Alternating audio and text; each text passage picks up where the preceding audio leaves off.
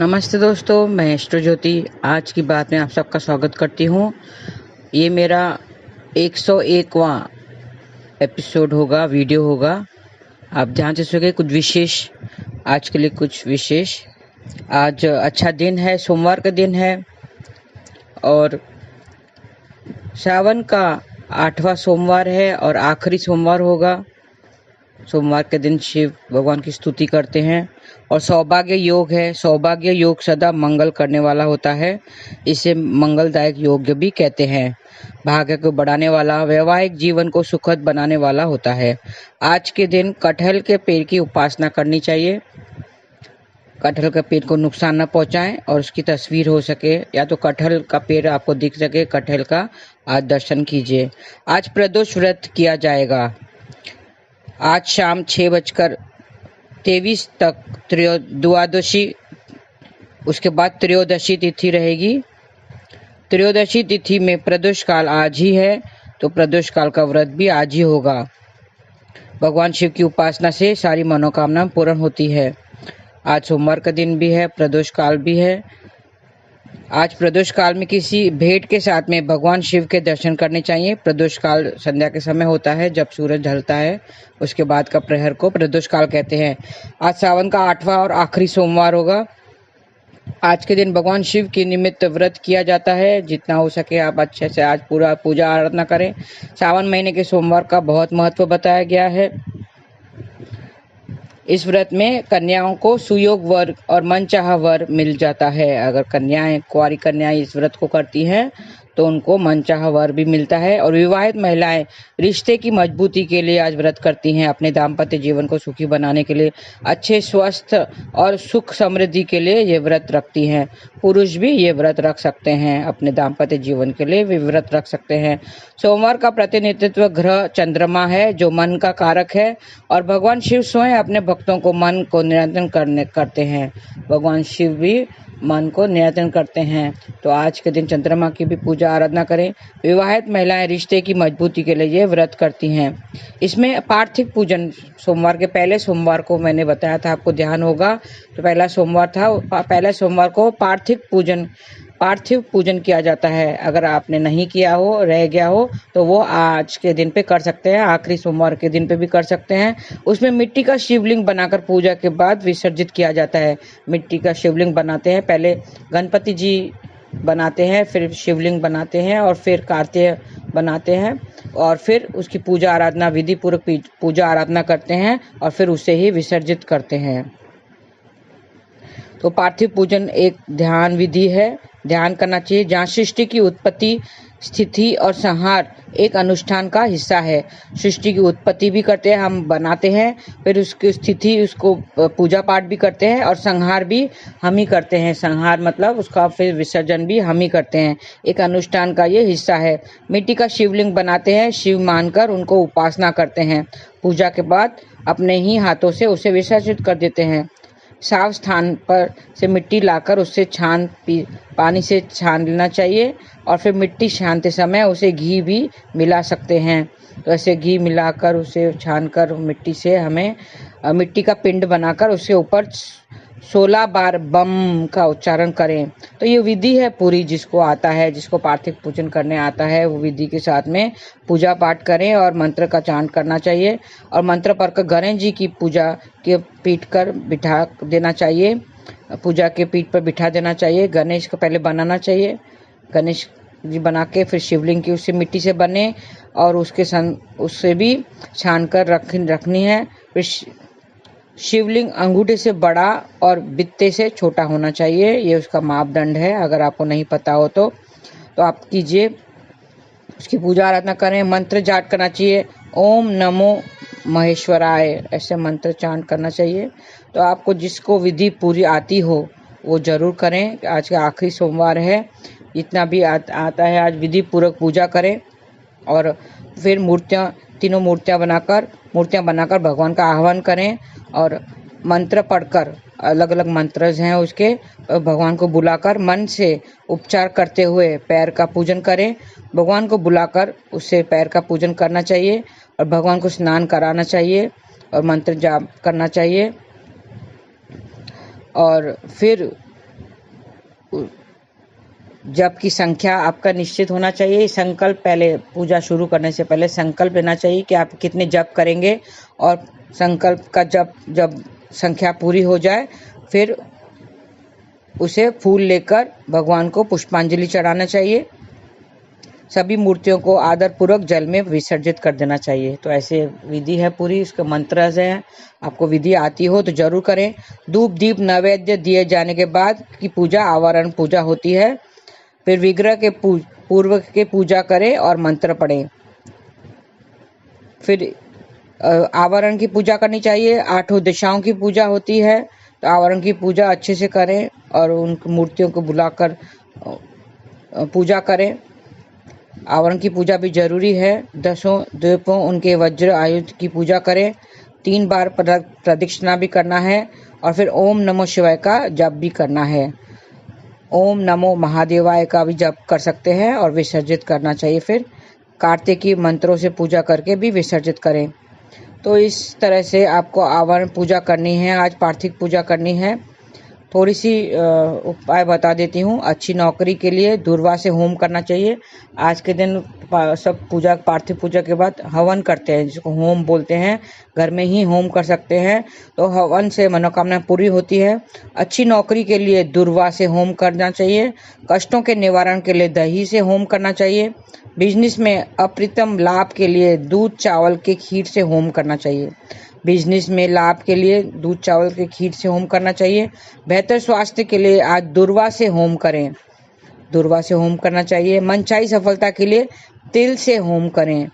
जीवन की गति बढ़ाने के लिए खैर की समिधा से होम करें। समिधा मतलब लकड़ी। परिवार की खुशियों के लिए बेल के फलों के साथ होम करना चाहिए।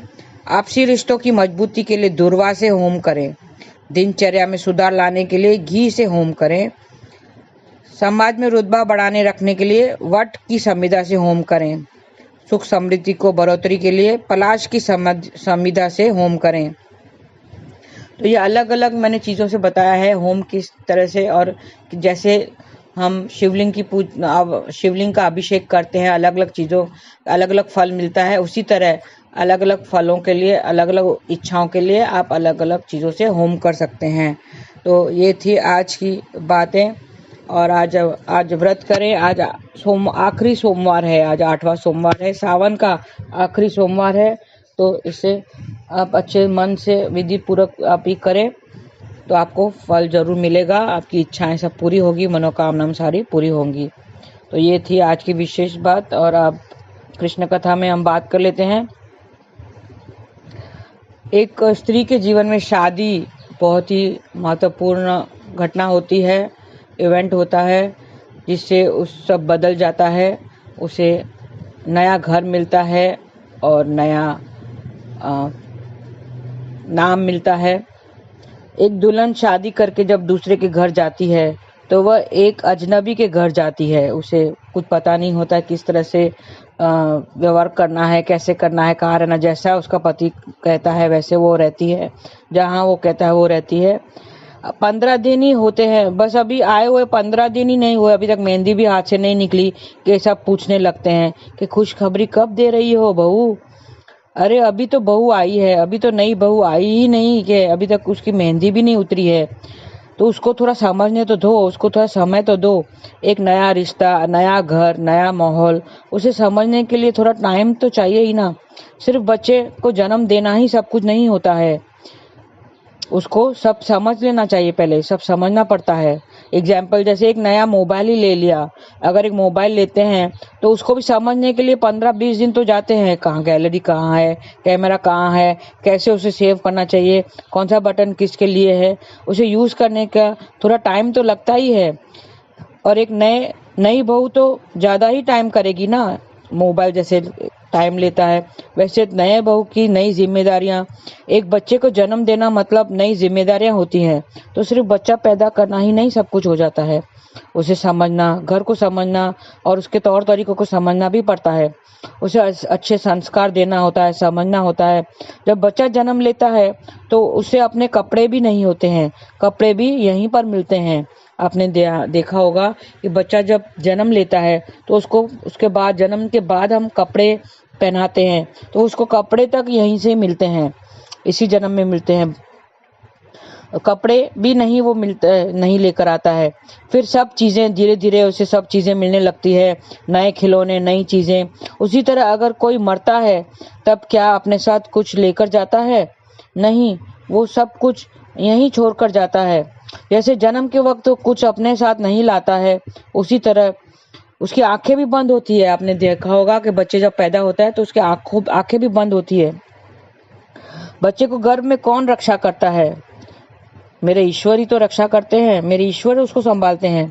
हर एक गर्भ के हर एक बच्चे को मेरे ठाकुर हर बच्चे की रक्षा करते हैं, गर्भ में उसे बड़ा करते हैं, 9 महीने तक उसका पालन करते हैं। उसकी आंखें कैसी होती हैं? उसकी माँ के गर्भ में ईश्वर ही तो उसकी रक्षा करता है। आंखें, हाथ, पैर, बाल, शरीर, भौहें, नाक, कान, हर बच्चे का अंग अलग अलग होता है, कोई भी एक समान नहीं होता है। तो ये किसकी कारीगरी है? ये मेरे ईश्वर की कारीगरी तो है। ये सब कौन करता है? मेरा ईश्वर की कृपा है ये। उसी तरह हम जब जाते हैं, जब मृत्यु होती है तो क्या कुछ लेकर जाते हैं अपने साथ? कपड़े भी तो उतार देते हैं। जैसे आए थे वैसे ही जाना है, खाली हाथ आए थे और खाली हाथ ही जाना है। ईश्वर ने तो सब दिया है, ईश्वर की कृपा से ही हमें यहाँ पर मिला है। घर बार जो हमें मिलता है वो ईश्वर की कृपा ही तो है, कृपा से ही हमें सब मिलता है, ईश्वर से ही वो सब मिलता है। तो हमें ईश्वर को तो ईश्वर में ही सब लगाना चाहिए। हमें ईश्वर ने ये दिया है तो क्यों ना हम ईश्वर को ही सब दे दें, ईश्वर को वापस लौटाना है। तेरा तुझको अर्पण क्या लागे है मेरा, मेरा कुछ नहीं है। हम मेरा मेरा करते हैं, मेरा बच्चा, मेरा घर, मेरी गाड़ी, मेरा बंगलो,